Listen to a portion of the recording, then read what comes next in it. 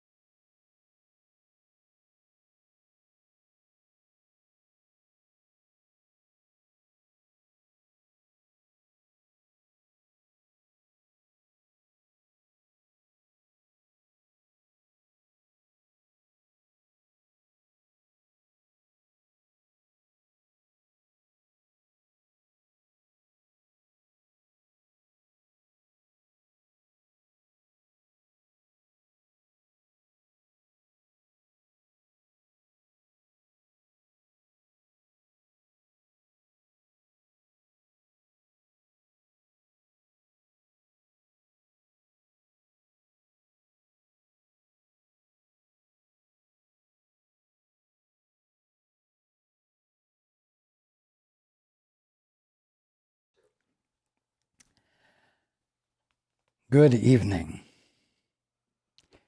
and welcome to everyone who's joining us on the internet. Every year, Time magazine publishes an article entitled Man of the Year, or Person of the Year, or Woman of the Year. And in emergencies that occur that are handled very well by an individual, they may have a man of the moment. And in that vein,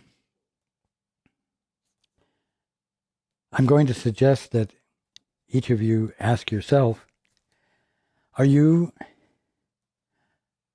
a man of the moment? Is the you that you present to the world the you of the moment, or the eternal you?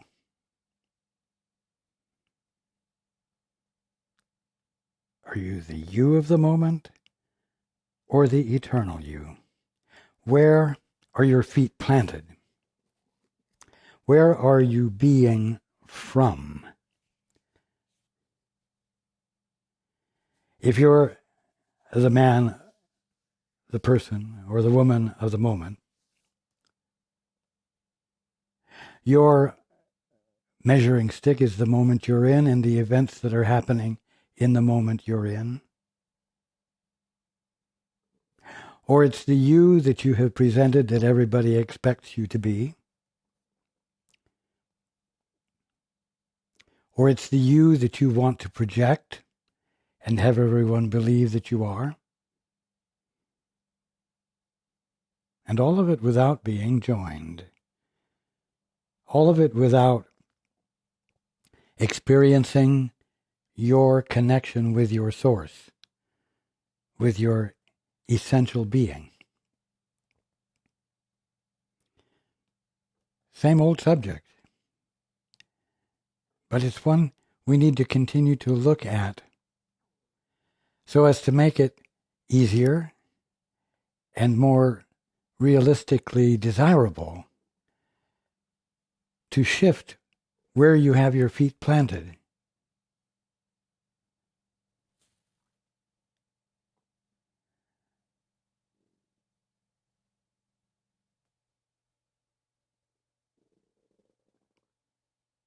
The you of the moment is the you of the now. Indeed, we've talked about being in the now. But you know what? It's not a matter of being in the intersection of now with here.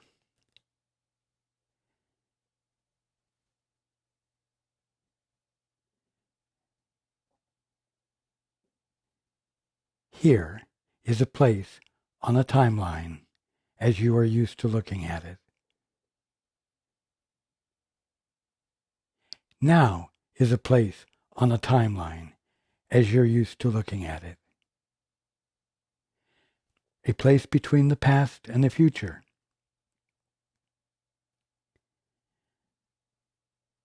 But you know what? The you who is the eternal you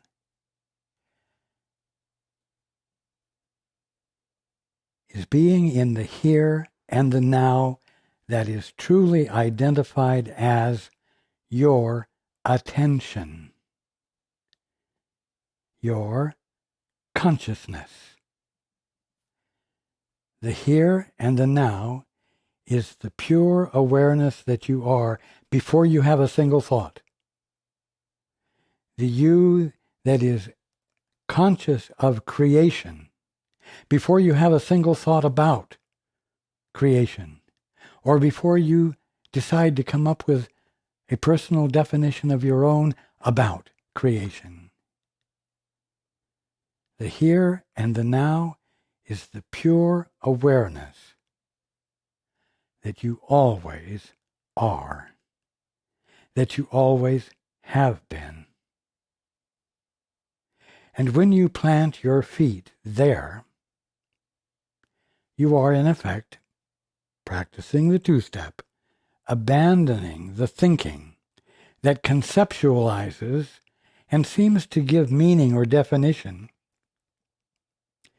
to the pure experience of being, the infinite pure experience of being that is called creation, moving.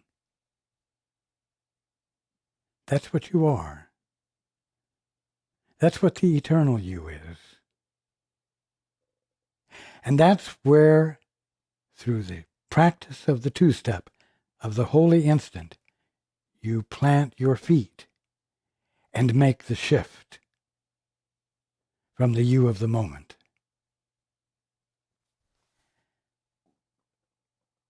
Now, as the you of the moment, every one of you looks for patterns. Even your pets, even the animals, you notice, find patterns and follow the patterns. And when you find patterns, you attempt to use them as, let's say, identification markers for your identity.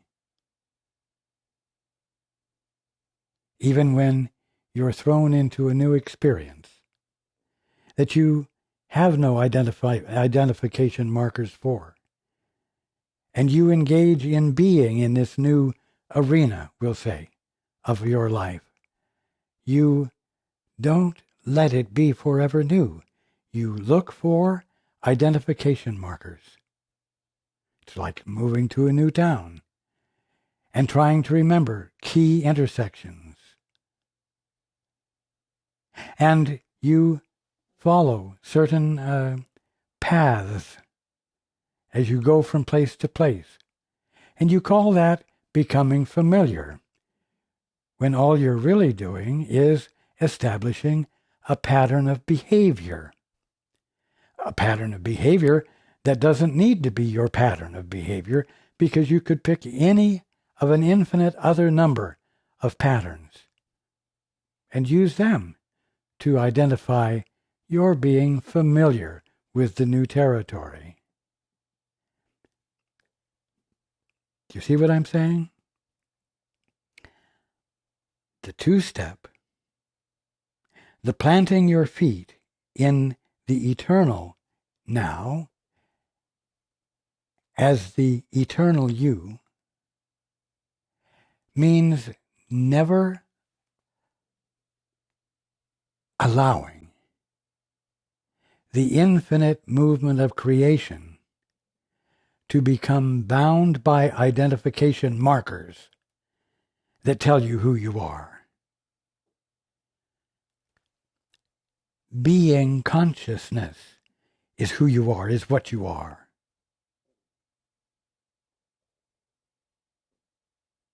And it's when you abandon patterns that you've used to make yourself feel secure that you are free to wake up and to see creation for what it is, and to know yourself for what you are, and to see it as unified, all God being all, including you, and you, the recognizer of it, the confirmer of it. How? By not having applied your own definition to it, but having let it reveal itself to you, not as a concept or a memory to be stored, but as a present, ever fresh movement of meaning.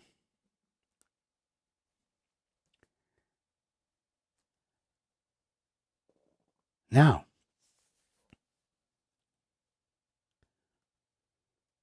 Paul has had an experience for the last 30-some years of speaking with me and my sharing what I have to say with everyone. And the happening of it, as right now, the happening of it is not a matter of fulfilling a concept. Paul has no way to say what he is right now. And what he's doing isn't what he is. But as pure conscious awareness, paying attention in the now of attention, he finds himself being this way, and has for all of these years.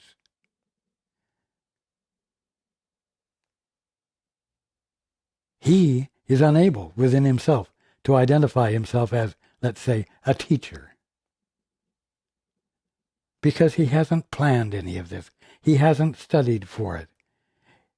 What he's doing and what comes out of his mouth isn't calculated for a particular purpose that he developed. He is just being.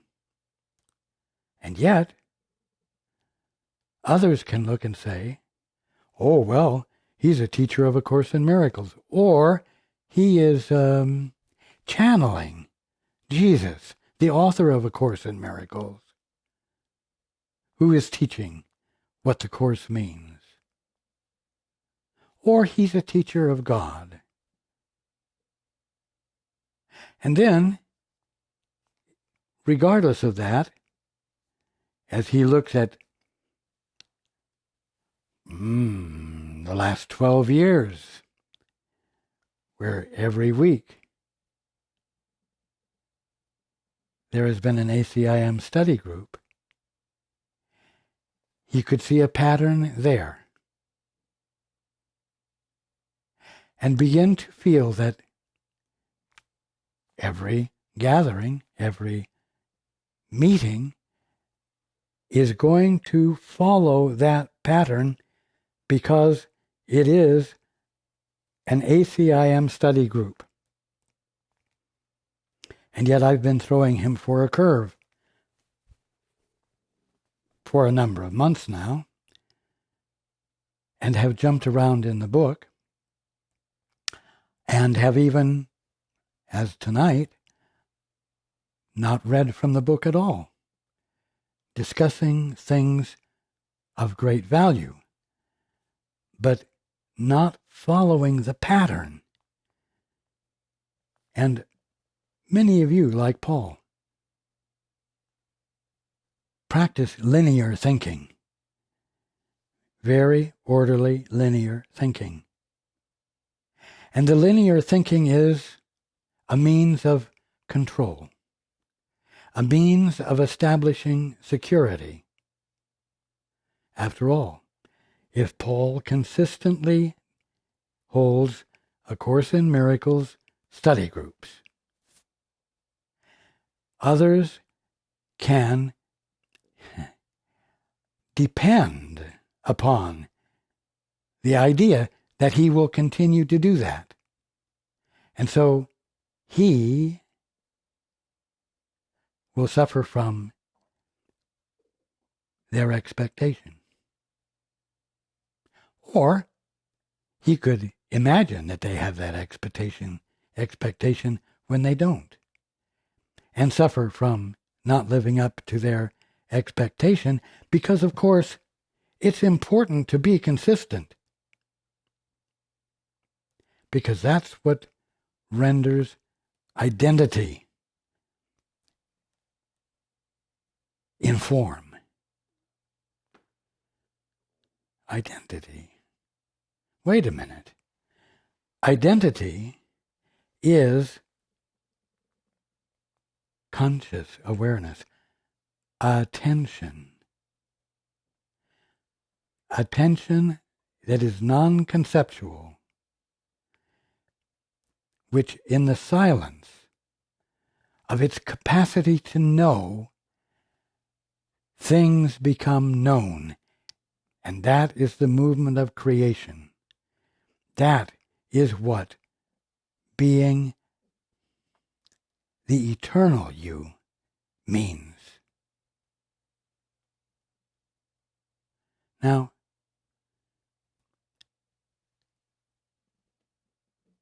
what I am teaching, what I am sharing with everyone and have been sharing for a number of months now, is for Paul's education as well.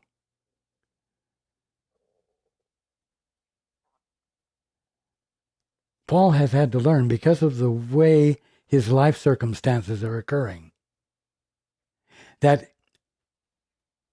he can't be prepared to let me speak. He can't be prepared for an ACIM study group. And he must come up to the moment we begin to move into that space of the eternal now and let me speak. Let the unfoldment of our being unfold spontaneously, fresh. And he's having to learn to do this without fear and without doubt creeping in to kibosh the unfoldment. In other words, he's having to trust. More so than in the past. He's having to let go control. And I'm sharing this because it's something everyone needs to do.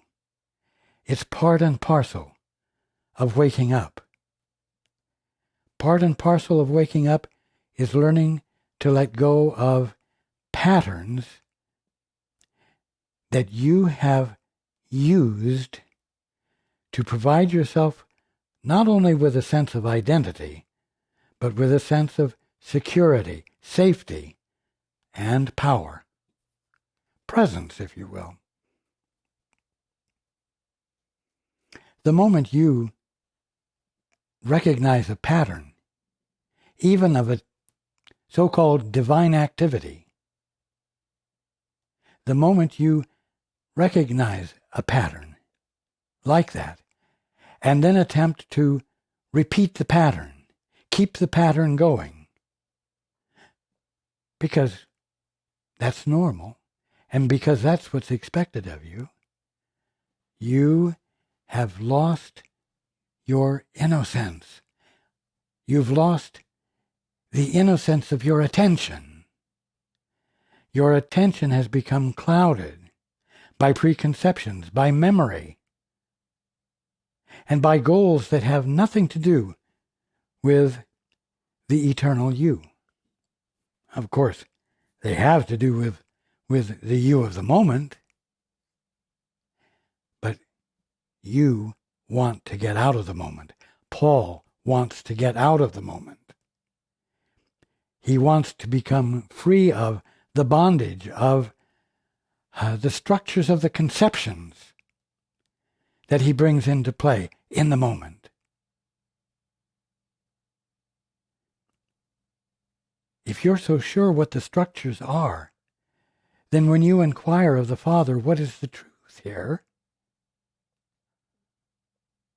You're going to expect the answer to conform to the patterns and the identifications that you are in the middle of and employing and valuing. That blocks the eternal freshness and spontaneity that being actually is. And so you're not the eternal you. And that which is characteristic of the eternal you is invisible to you, because you're the you of the moment, the you of the circumstances.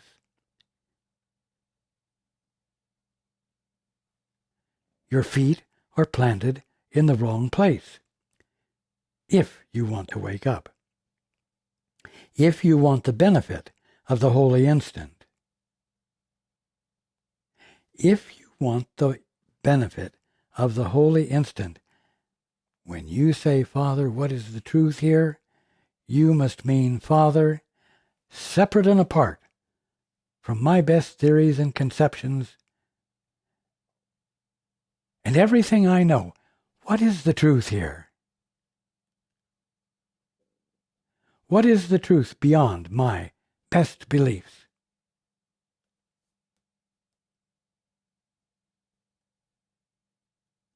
Last week, I phrased it a little differently.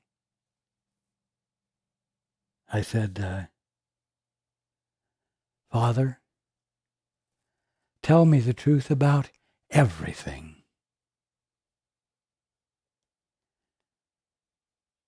Imagine, if you will,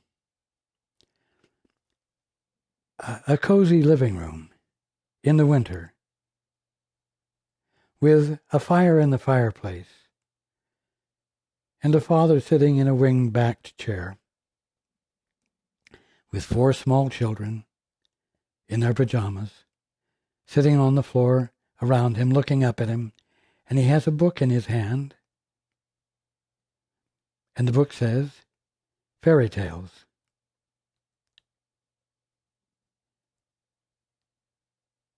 And the children say, Read to us, Daddy, read to us. And now let's change the title of the book to The Truth About Everything. With the children eagerly saying, Father, tell us the truth about everything. You see, when you practice the holy instant, the point is not to say, what is the truth here about this awful situation so I can do something about the awful situation? It's not like getting spiritual medication to treat some actual problem. It's a matter of stepping out of the you of the moment and the moment that you're seeing yourself in, and shifting your attention to the eternal you that you are, and gathering information, gathering the wonderful truth from there that clears your mind and causes you to stop misunderstanding.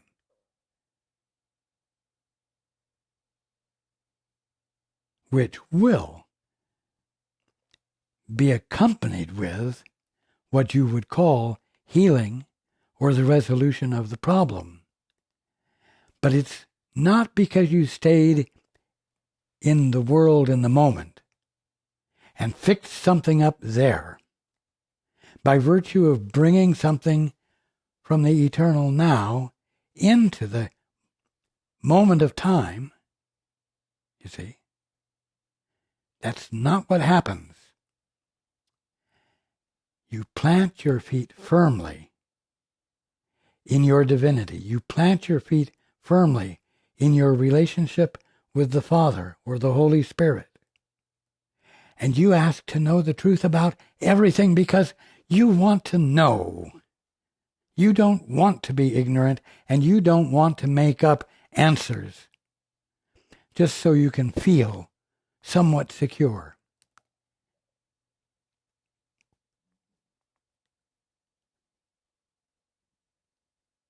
I want to know the truth about everything. No, you're not too busy taking care of problems to give your attention there. There aren't other more important human problems and conditions to be attended to more important than wanting to know what the truth is about everything? Father, speak to me about anything I need to know. Do you think your Father will talk about something irrelevant to your clarification of mind and your healing? No. But don't, in the asking of the question, provide a structure that the Father's answers must fill or satisfy, because you don't know what you need to know. Primarily because you think you're the man of the moment, the you of the moment. And from there you can't know what the eternal you knows.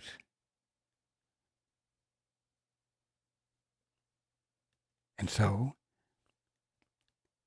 your feet don't get replanted where your being is the answer and the resolution of the problem.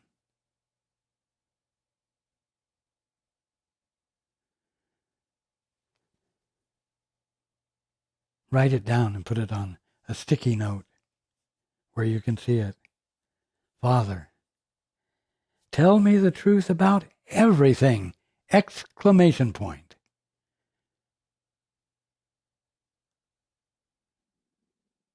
To remind yourself that He who is your source loves you and is intent upon your being the eternal you and experiencing it and understanding it and daring to be from there with Him.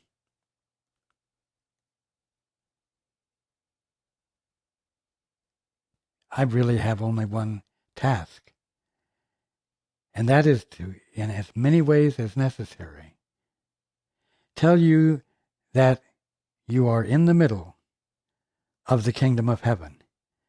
You are in the middle of the movement of creation.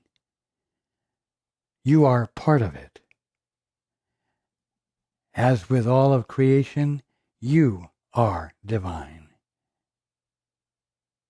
And you're not experiencing it as it truly is. And that does not mean you're insane and that you should be concerned. It simply means that you're experiencing confusion, which can easily be replaced when you stop accepting all the definitions you're currently using and reach out to that which is the movement that causes all of these things, as they divinely are, not as you're misperceiving them, and saying, Father, tell me the truth about everything. Tell me the truth about this. And I must say this, as I said, in as many different ways as possible, to encourage you to dare to risk the chance that doing that will indeed constitute the essential steps of your awakening. Don't be satisfied with the miserable way things are. And don't assume that because there has been a pattern to them that they are actual and substantial.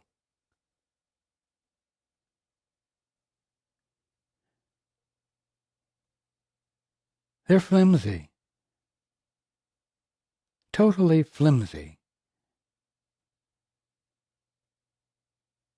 You give the seeming strength to them by your attention and your belief. But you can do something else. You have the capacity to say there must be a different way to look at this. I wonder what it is. Father,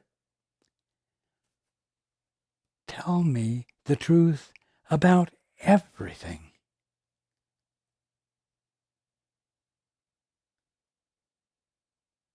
I choose not to ignorantly stay stuck in my ignorance. Father, tell me the truth about everything.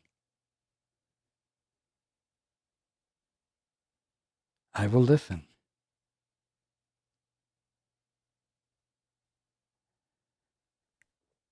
And I will do my best not to coerce your answers into the structures of my current, local, finite perceptions.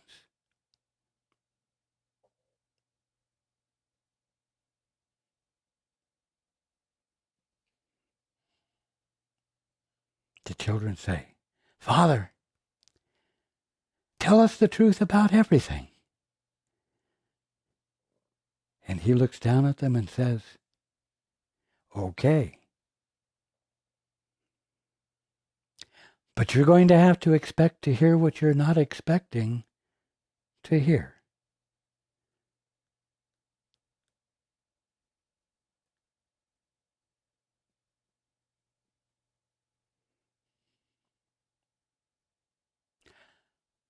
I love you very much.